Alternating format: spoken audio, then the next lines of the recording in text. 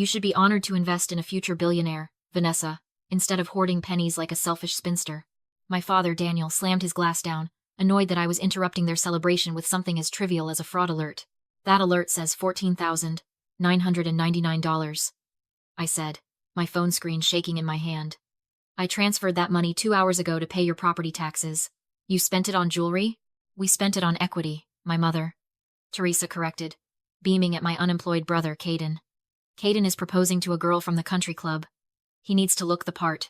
The tax man can wait. I looked at Caden. He was smirking, twisting a diamond ring on his finger, a ring bought with every cent I had saved. You stole my money, I whispered. We allocated family funds, Daniel sneered, stepping into my personal space. If you had a life of your own, maybe you would understand. But since you are just a debt collector, be quiet and let the real businessman work. Now get out. You are ruining the party. I didn't scream. I didn't argue. I looked at the three of them, popping champagne over my financial ruin. I nodded. Slowly. Once. Then I turned around and walked out the door in absolute silence. I drove until my hands stopped shaking. I pulled my 10-year-old Honda Civic into a random parking lot, killed the engine, and just sat there, listening to the engine tick as it cooled. It is a strange thing to realize you have been the villain in your own life story.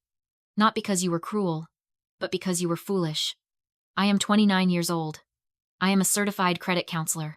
I spend 50 hours a week analyzing debt-to-income ratios, negotiating with banks, and teaching strangers how to distinguish between an asset and a liability.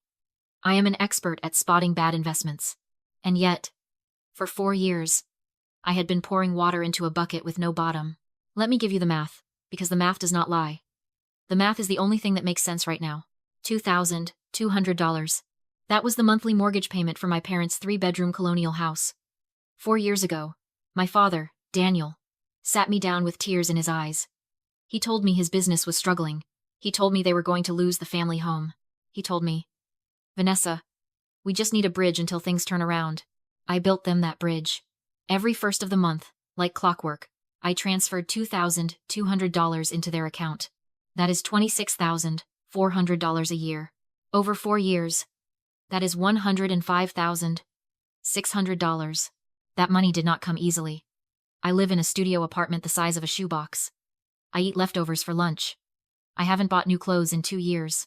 I drove this rattling Honda while my brother, Caden, pulled up to the house in a leased BMW 3 Series that my father paid the insurance on. He needs to project success to attract success. Daniel would tell me when I asked why Caden couldn't pay his own way. You have a salary, Vanessa. Caden has a brand. A brand. Caden is 26. His brand consists of failed dropshipping websites and networking retreats in Bali. I remember the roof. God, the roof. 2 years ago, my best friend Sarah got married in Italy. I had saved for a year to buy the ticket. I was supposed to be her maid of honor. 2 weeks before the flight, Teresa called me, sobbing. The roof was leaking. Black mold was spreading in the attic. They needed $8,000 for repairs, or the house would be condemned. I canceled my flight. I sent them the money. I sat in my apartment and watched Sarah's wedding on Instagram while eating ramen. 3 weeks later, I saw photos of Caden in Tulum. He was at a crypto entrepreneur summit. When I asked my mother how he afforded it, she said, "Oh, he found a cheap flight. We gave him a little spending money." The boy needed a break, Vanessa. He has been so stressed about his startups. They took my wedding trip money and sent him to the beach. I looked at the dashboard of my car. The check engine light was on. It had been on for 6 months because I didn't have the spare cash to fix it. I wasn't a daughter to them. I wasn't even a person. I was a utility. I was the electricity that kept the lights on. The foundation that kept the roof up. The invisible ATM that dispensed cash without ever asking for a PIN code. I was the host organism, and they were the parasites, growing fat and happy while I withered away. But parasites make a fatal mistake. They assume the host will never wake up. I wiped my face.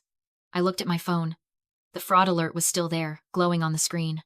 $14,999. That wasn't just money.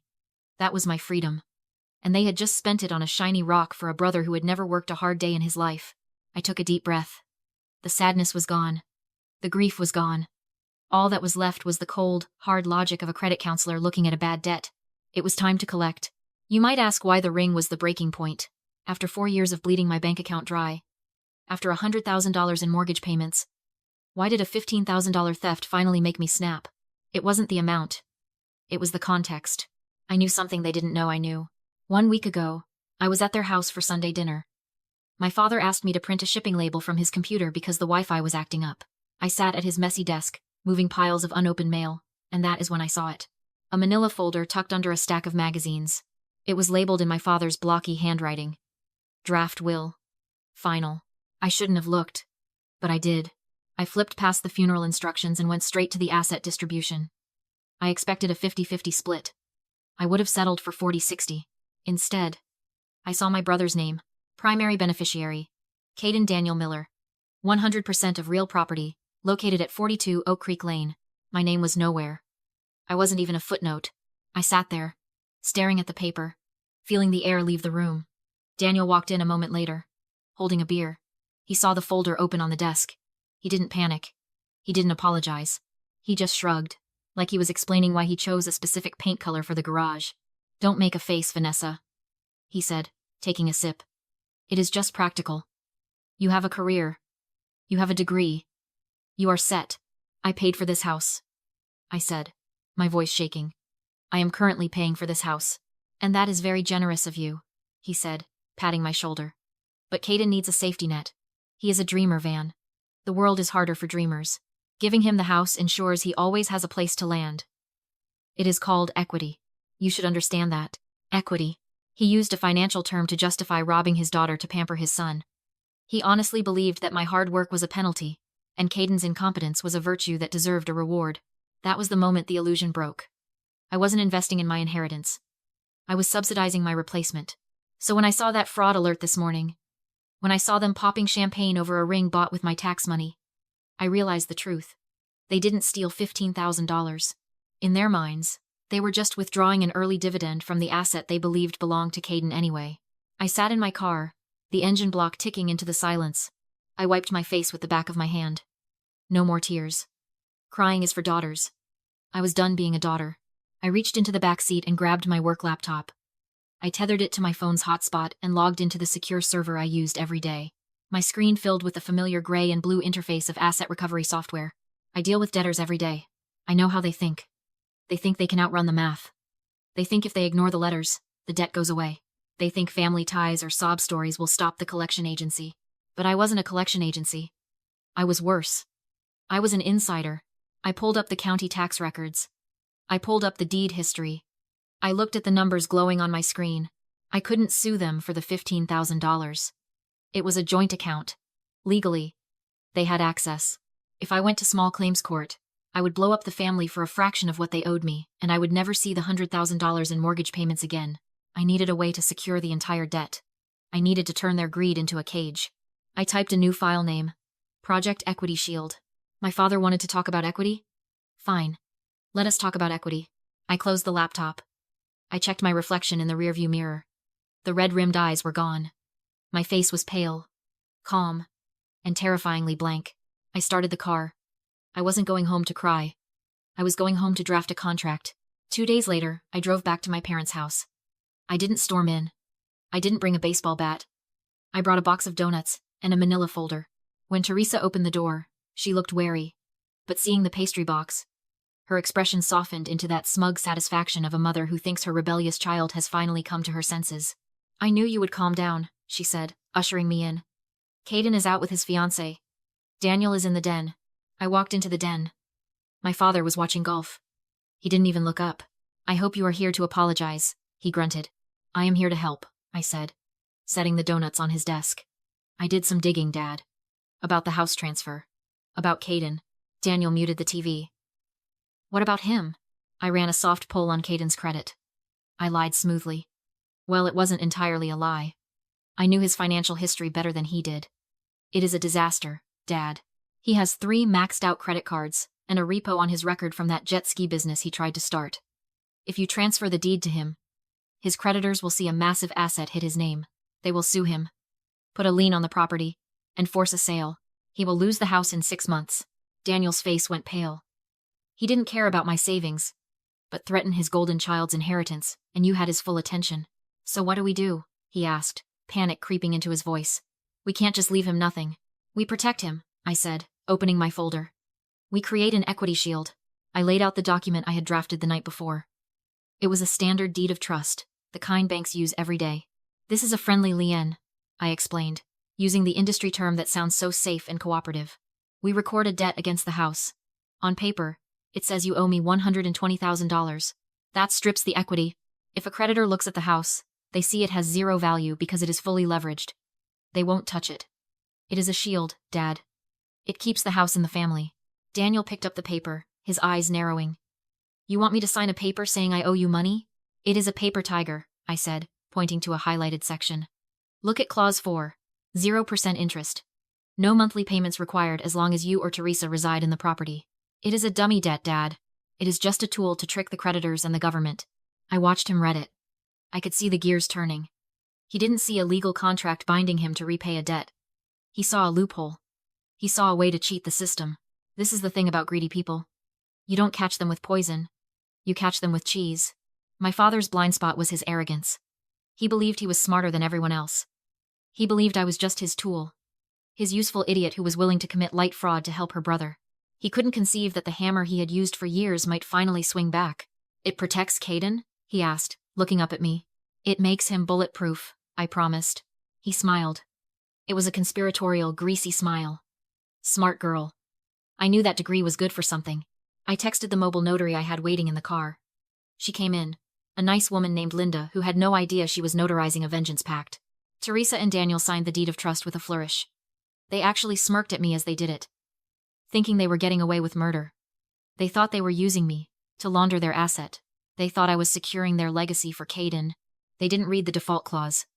They didn't notice that while payments weren't required monthly, the principal was callable upon any attempt to transfer the title. Linda stamped the documents. The embossment crunched into the paper with a sound that was sweeter than any music. All done? Linda said cheerfully. Thanks for this, Vanessa, Daniel said, walking me to the door. He didn't offer to pay me back the $15,000. He didn't apologize for the insults. He just clapped me on the shoulder. We will get this recorded. Caden will be thrilled. I will handle the recording, I said, clutching the folder to my chest. I am going to the courthouse tomorrow anyway. Good. Save me the trip. I walked to my car. I waited until I was around the corner, before I let out the breath I had been holding for 48 hours. The next morning, at 8 a.m. sharp, I stood at the county clerk's window. I paid the recording fee. I watched the clerk stamp the document recorded, giving it a book and page number in the official public record. It was done. They thought they'd built a shield. What they really did was hand me the keys to their prison. The debt was real, secured, and tied to the one thing they loved more than their own daughter. The trap was set. All I had to do was wait. Silence is funny. To my parents, my 3 months of radio silence sounded like victory, like I was sulking, licking my wounds, saving up money to crawl back into their good graces. To me, it sounded like a countdown. 3 months is about how long a rushed home sale takes to go from listing to closing. And they were rushing. I knew because I had alerts on the property. I saw the listing go live, the offer get accepted, and the closing appointment land on the calendar. Tuesday afternoon. A title company, downtown, glass walls, thick carpet, stale coffee, and the faint scent of expensive legal fees. I arrived 20 minutes early, in a charcoal blazer, one red file folder in my lap. Then I watched them walk in. They looked like they were attending a coronation. Teresa in pastel Sunday best, she probably bought on credit. Daniel with shoes polished to a shine, and Caden in a suit too tight at the shoulders, strutting like he'd already made it to the stock exchange. With them was a man I didn't recognize, the cash buyer. Older, slicked back hair, checking his watch like we were wasting his afternoon. The investor Caden had found, ready to liquidate my parents' only real asset to fund Caden's tech startup fantasy. They walked right past me. Didn't even register I was there. I waited. 10 minutes went by. I imagined the small talk in the conference room. Pens sliding across paper, smiles stretched tight with anticipation of a 6-figure check that would solve everything and launch Caden's so-called empire. Then the door opened. The title officer, Mrs. Higgins, the kind of woman who looked like she tolerated zero nonsense, stepped into the hall. She saw me and gave a short nod. Miss Miller? Yes. We're ready for you. I followed her down the corridor. From inside the room, I could already hear Daniel, loud and confident. Just a fantastic opportunity. Prime real estate. We hate to let it go. But you know retirement calls. Mrs. Higgins opened the door. The room went silent. 5 people sat around a polished mahogany table. My parents, Caden, the cash buyer, and a junior clerk. One chair was empty, the head of the table. Teresa recovered first, her face tightening with irritation. Like I was a waitress who'd brought the wrong order. "Vanessa?" she snapped. "What are you doing here? We're in the middle of a business meeting." "I know," I said, stepping in. "Go wait in the car," Daniel barked, flicking his hand like I was a fly. "We're closing. We'll talk later." Caden gave a nervous laugh. "She's probably here to ask for a loan." "Bit late for that, sis. The money's already allocated." I didn't look at Caden. I looked at Mrs. Higgins. "Actually," she said, voice clean and sharp, "we cannot proceed.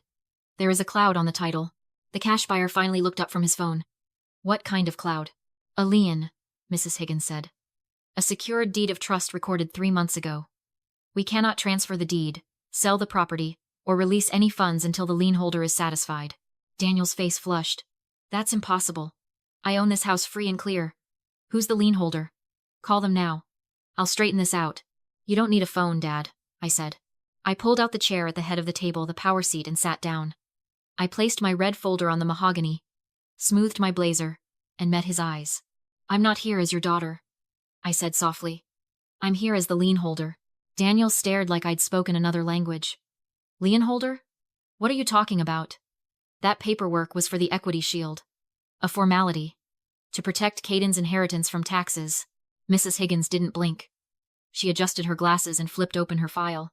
"Mr. Miller, I don't know what you believed you were signing," she said, dry as dust, "but what you signed is a deed of trust, securing a promissory note for $120,000 payable to Vanessa Miller. It was recorded with the county 3 months ago. It is a secured debt against this property." Then she turned to the buyer. "Which means, sir, we cannot transfer title to you, and we cannot close this sale until the lien is satisfied in full." The silence that followed was thick, suffocating, and perfect. "You lied," Caden exploded, half rising from his chair, fingers shaking at me. "You said it was a shield. You said it was 0 interest." "It is 0 interest," I said calmly, opening my folder. "Under the conditions you agreed to." I slid a spreadsheet across the table, line by line, every cent I'd ever paid on their behalf. It drifted to a stop in front of Daniel. "Clause 4 states 0 interest as long as Mom and Dad reside in the home," I said. "But you're selling the home, Caden. That triggers the due on sale clause. Principal becomes due immediately." Teresa's eyes filled, and then she broke loud. Frantic sobbing. Not grief, but panic. The sound of entitlement collapsing. "How could you?" she wailed. "We're your parents. You tricked us. You trapped us." "I didn't trap you," I said. "I asked you to sign a document acknowledging the money I spent. You signed because you thought it would help Caden cheat the government. You weren't victims of a scam, Mom. You were victims of your own greed." Daniel slammed his fist on the table, water pitchers rattling. "I'll sue you. I'll tell the judge you defrauded us." "Go ahead," I said, still calm. "The notary is ready to testify you read it and signed willingly. And since you're admitting you intended tax fraud, I'm sure the authorities would love to hear that under oath." He froze, because he knew. Then he turned to the cash buyer, desperation crawling into his face. "Look, Mr. Sterling, this is just a family misunderstanding. We can fix this. Give us a few days." The buyer stood up, slow and disgusted. He didn't even look at Daniel. He looked at Caden. "You told me clean title," he said. "You told me the capital was ready. I don't do business with liars. And I don't do business with amateurs." "Wait." Caden grabbed at his sleeve. "I can fix this. She's just my sister. I can make her." The buyer ripped his arm away. "My time costs more than your entire company is worth. Delete my number." He walked out. The door clicked shut. That click was the sound of Caden's future dying. Teresa sobbed into her hands. Caden stared at the wall, ghost white. Daniel breathed hard, hatred pouring off him. "You ruined everything," he hissed at me. "Are you happy? You destroyed your brother's future." I looked at them, really looked. Once, I would have cracked. Apologized. Offered to fix it. Just to stop the yelling. Just to earn a crumb of approval. But standing there, watching them fall apart, I realized I didn't feel angry anymore. I felt bored. They wanted fire, the old Vanessa who begged and fought for love. Instead, I gave them ice. Gray rock. Uninteresting. Unreachable. "I didn't destroy anything," I said quietly. "I balanced the books." Then I laid out their options. "You have 2 choices," I said to Daniel. "Pay me $120,000 today, and I release the lien. Or keep the house. Live there as long as you want. But you can never sell it, never refinance it, never borrow against it, and never hand it to Caden. I closed my folder and stood. The house is a prison of your own making, I said. And I hold the key. I didn't wait for begging or screaming. I turned and walked out. The glass door clicked behind me, sealing them inside with their rage and their worthless asset. Outside, the air felt sharper. The sun looked brighter. For the first time in years, I didn't feel the phantom weight of their bills on my chest. I got in my car, pulled out my phone, and blocked Daniel, blocked Teresa, blocked Caden. 3 taps. And I erased them from my day-to-day life. That was months ago. Small towns talk. I hear enough. They're still in the house, they have no choice. They can't sell because of the lien. They can't move because they have no cash. Daniel is working whatever job he can to cover property taxes. Teresa is selling off her designer clothes online. And Caden? His fiancée left soon after the deal fell apart. Turns out she didn't want to marry a visionary living in his parents' basement with zero capital. He moved back into his childhood room. Now the 3 of them are trapped together, miserable, broke, blaming each other for the cage they built. Me? I used that recorded lien as a secured asset on my own loan application, just enough to qualify for a mortgage. I bought a small condo across town. No chandeliers, no 3-car garage, just a balcony, where I drink my coffee in absolute silence. I don't have Sunday dinners or holiday arguments anymore, but I have my dignity. And I have my money. Sometimes freedom costs you the people who swear they love you until loving you gets expensive. Family isn't who shares your blood, it's who shares respect. Have you ever been the invisible ATM for your family? Drop a comment and tell me where you're listening from. I want to see how far this story travels.